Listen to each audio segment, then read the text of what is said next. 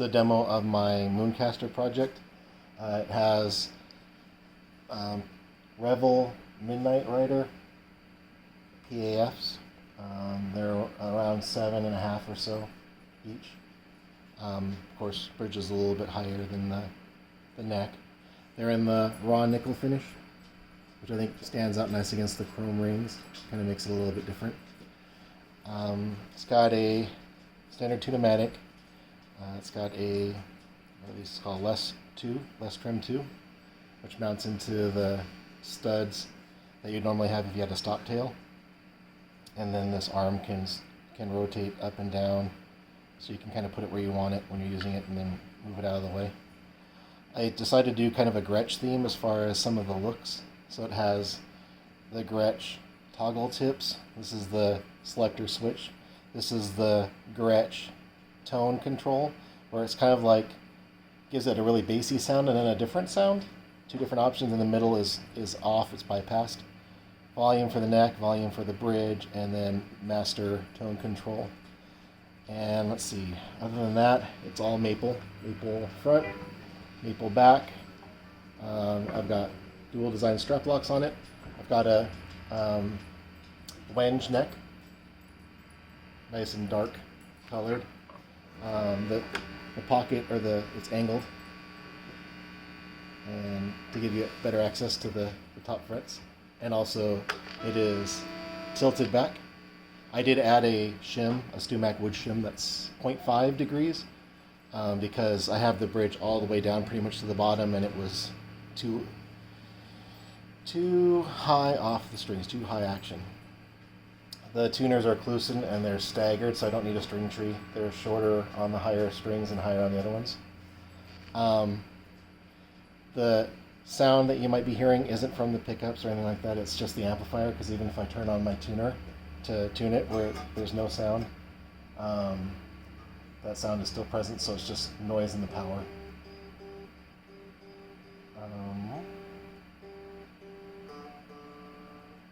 I'll get to sound in a sec. My G string.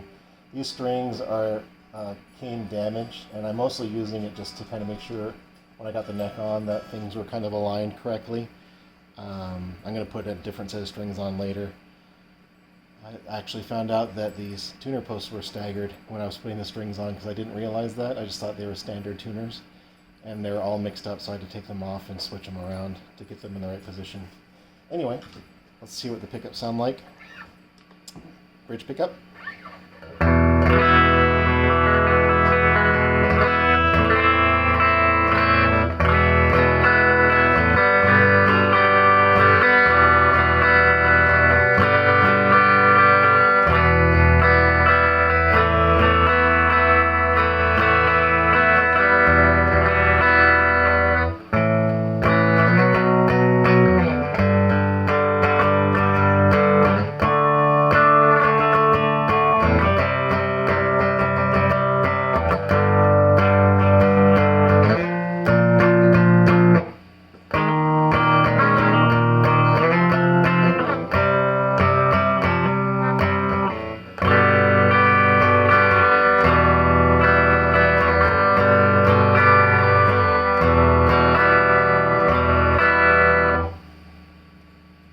Neck pickup.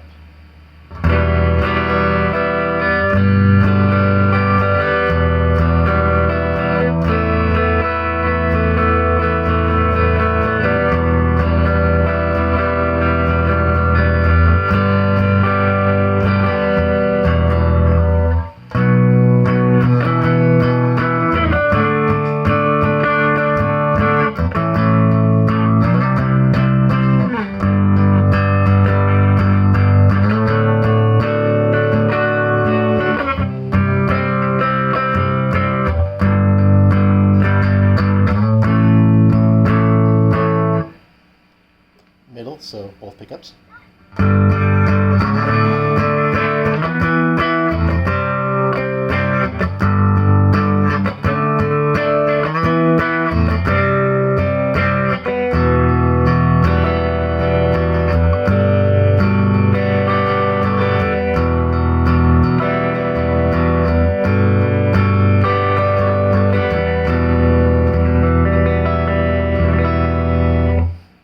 case you wanted to hear some examples of what the tone thing does, because I'd never used one before. It just seemed like when I bought this body, it already been made, so it had the 3 holes here plus a 4th there.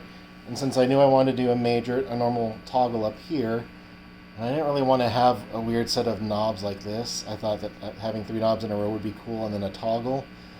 And I saw that Gretches have the 2 toggles and learned about their tone altering toggles. So up makes it really bassy. So here's the bridge pickup. Up.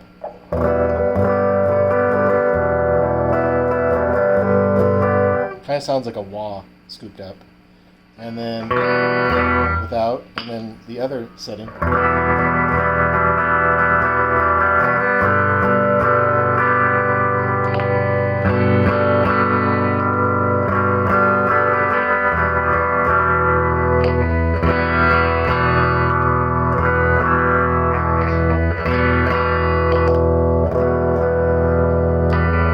With the neck pickup, same thing, let's see.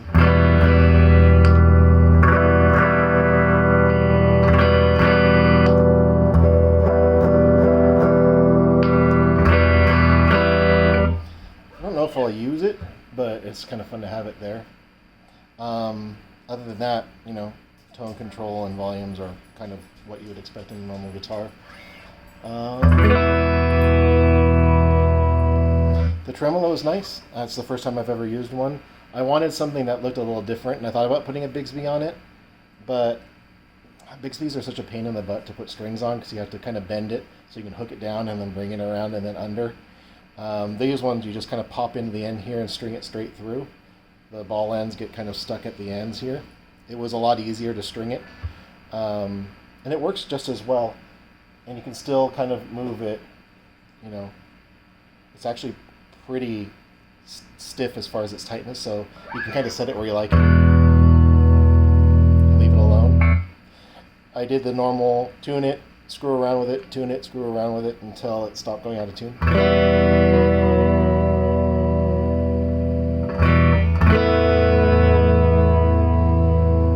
It can go pretty subtle, pretty nice if you like kind of like the surfy stuff.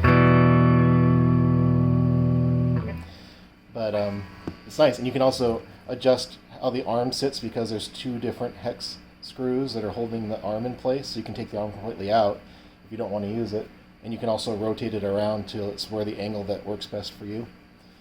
Other than that, I started with True Oil for the finish of this maple, and I just couldn't get it not be streaky and kind of chunky, so I sanded it flat and then sprayed it with Minwax Satin Polyurethane, and I'm a lot happier with how it looks. I mean, it looks, I'm happy. I got no complaints with it. So. Yeah, there's little blemishes where I sanded through it, you know, and I clear coated over, so it's not indented in the finish. It's just some dyeing stuff with the brown and the black dye I sanded back, but it's just little, I guess, details that make it unique. Anyway, that's the Mooncaster Warmoth body, all parts neck that I put together. Actually, no, it's a WD neck because it's a special wenge thing that Stratosphere had, even though I don't like using Stratosphere. They're the only ones that had it, so I didn't really have much of an option. The neck is True Oil finish. There is no poly on that. And since I couldn't get a decal to work on the wenge surface, I did my kind of logo on the neck plate.